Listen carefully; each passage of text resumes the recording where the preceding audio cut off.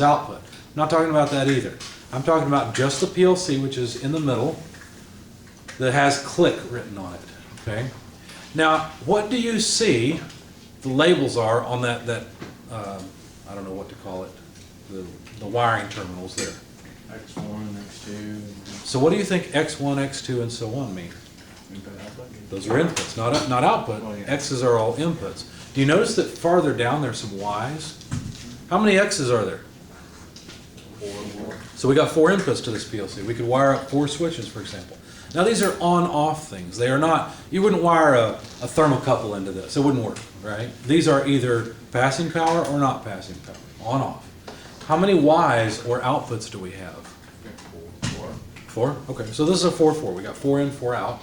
That's just what we've got. Now you'll notice there are some other things labeled AD and DA. We'll talk about those later, but those are where you actually can wire in continuous signals, okay, analog signals. But we'll talk more about those later. Right now we're not too worried about that. So when I say X001, which particular terminal am I referring to? X1. X1, right? So whatever's wired into X1, whatever push button is wired into that, its status is going to be reflected right here in the code. If that push button is pushed in, say it's a normally open push button, and it's pushed in, it's passing power, so this instruction will pass power. If the external, if the user of the PLC releases the start button, then the start button will not pass power, and this instruction won't pass power. Simple, okay? Now this is the beginnings of our seal-in circuit. Let's add some more. Do you remember that there was also a set of contacts for the stop button? So I'm going to name the next input stop. And remember, NO is normally open, but stop buttons are usually what? Closed. They're normally closed. So what abbreviation should I use? NC. NC. Push button, PB.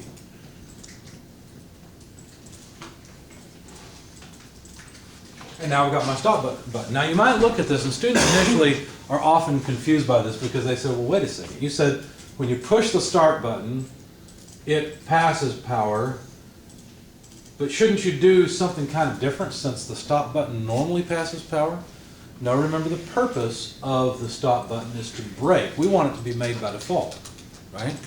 And so by default, this instruction is going to pass power, not because of the instruction, but because the button is making contact, okay? So we have to be very careful in our terminology. There are instructions that pass power when their inputs pass power.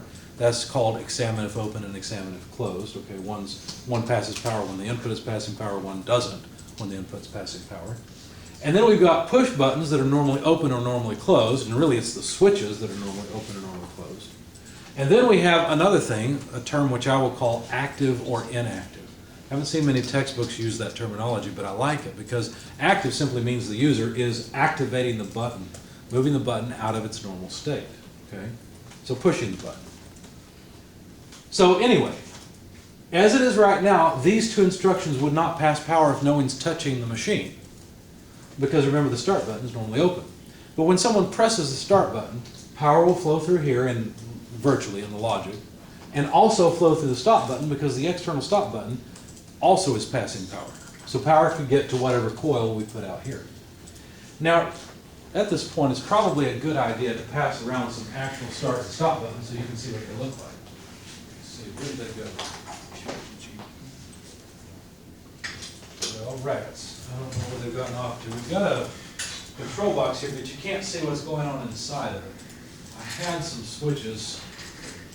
Let's see. You know what? I'll find the switches at the break. I think I've got them in these cabinets somewhere. I forgot. This room was cleaned up and all my stuff was put away, so I need to get it back out. Yeah? When I look at the contactors, there's a normally open and a normally closed. You're talking about over here in the commands? Don't think of this as normally closed. Here's the mistake students make. Students think, well, if I have a normally closed switch, I have to use a normally closed set of contacts. So shouldn't I have put in this instruction instead of this instruction? Right? Because they think that if it's a normally closed switch, I need a normally closed set of contacts. That's not the case. And it's unfortunate that they name this contact normally open and this one normally closed. Here's how you should think about it. This is a non-inverting instruction. This is an inverting instruction. Let me explain quickly how that goes.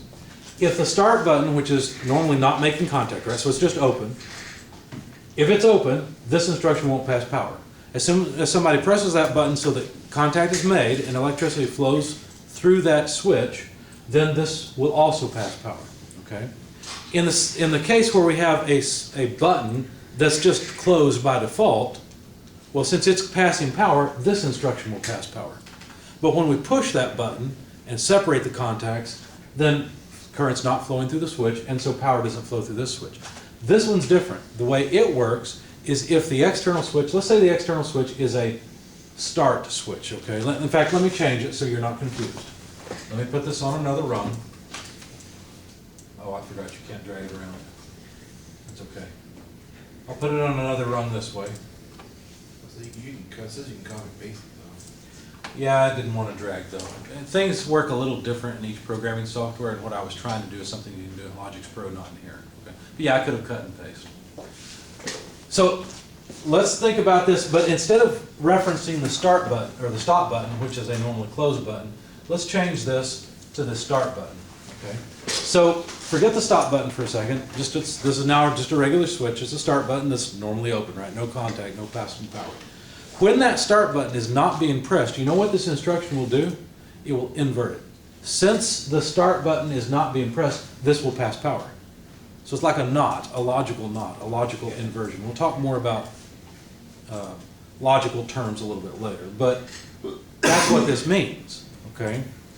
When I press the start button so that it's closed and passing power, this one will not pass power. So it's an inversion. I wish they called this inversion, but they don't. So don't think that you need to make a normally closed instruction with a normally closed push button, you see. Thank you for bringing that up. It's really what I'm driving at here, so that's great. It gets a little bit more confusing if you think about attaching this instruction to a normally closed push button. Now let's consider what would happen. A normally closed push button is making contact, right? In the default state. User's not pressing the button, it's closed, it's passing power. That means this instruction won't be passing power. Only when the user presses the button will those contacts open up, not passing power, and so the opposite of that is this instruction would pass power. So think of this as an inversion of whatever it sees, okay? It's kind of like the unruly child who wants to do the opposite of whatever they're told, okay? So it just depends on your physical hardware at that point, or your physical, you have to think about what it's feeding off of. Right, exactly. Program to actual action. Right, so you don't want to just grab an NC instruction for normally closed switches. Yeah, because if you got something you're gonna push, it's just gonna open, because it's Right. closed in the program. Right, so that's why I'm using a normally open instruction with a normally closed switch. Yeah.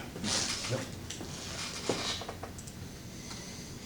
Okay, now remember the branch we had before? We've got to somehow make that branch. The way you do it in Logix Pro is different than the way you do it in the Click software. And the Click software has a nice little instruction here to remind you of how to do it. I get tired of that, so I'm going to say don't display. Well, probably not. If I set it to not display, I'll forget to turn it back on next time I teach the course. So I'll just leave it. I'll let it keep bothering me. And what I'm going to do, now you see I've got a pencil, I can draw lines. Watch what happens. If I start here, I can then click the line to create the line, and then I can go any way I want, okay? So I'm going to go back this way, and that's it. Now I'm done. I can just hit escape.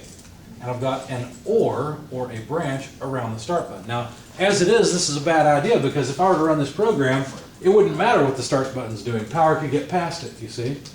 What I wanted was to address a output that would seal in. So let me grab an output address, or an output instruction. Here's an output instruction. I'll drop it over here. And the address I'm going to use is an output address. Now let me name it. Let's just call this motor contactor.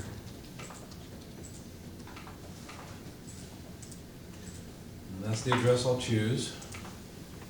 And there we go. So now this looks kind of like a coil. It's kind of like a circle, you see. And so when power flows through here, that output will be on. Now what output am I talking about? Look at the front of your PLC. Do you see any Y1 outputs? That's what will be on. Now it doesn't necessarily mean that the output will be outputting 24 volts.